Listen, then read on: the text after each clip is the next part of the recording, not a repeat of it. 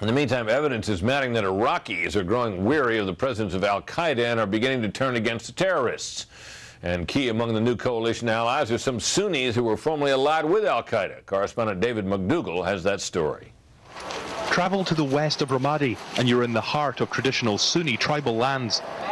This is where the concrete of downtown gives way to palm groves and small villages, and clan loyalties are strongest.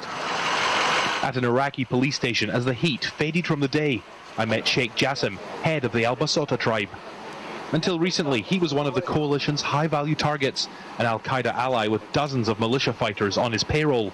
Now those fighters are city police officers after Jassim switched sides and became an ally with the US Army against al-Qaeda. In September 2006, al-Qaeda started to kill members of my tribe, one by one. We were surrounded. The violence, we're told, included Sheikh Jassim's relatives being murdered, their bodies dragged through the streets by al-Qaeda fighters.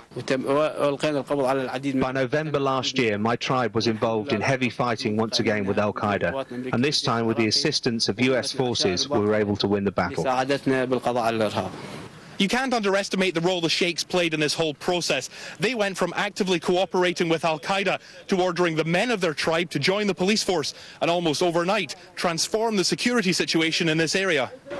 But there are risks as well as rewards when tribes stand up to al-Qaeda.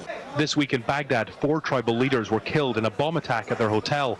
All of them came from tribes that wanted to drive al-Qaeda fighters out of Anbar Province. Back in East Ramadi, Iraqi police officers hand over 2 unexploded roadside bombs, a benefit of the cooperation now being offered by Sheikh Jassim's tribe. But perhaps inevitably, strains are beginning to show in the military's delicate tribal alliance.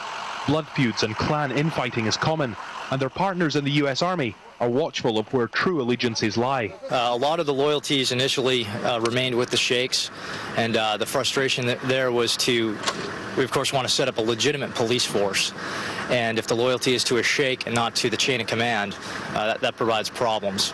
Jassim comes across as a strong character, and he holds the key to security cooperation in this part of the city. So I asked him if, as head of the tribe, he took part in the battle against al-Qaeda. Let me assure you, he says with a smile, I was personally involved in every aspect of the fighting. In Ramadi, David McDougall, Fox News.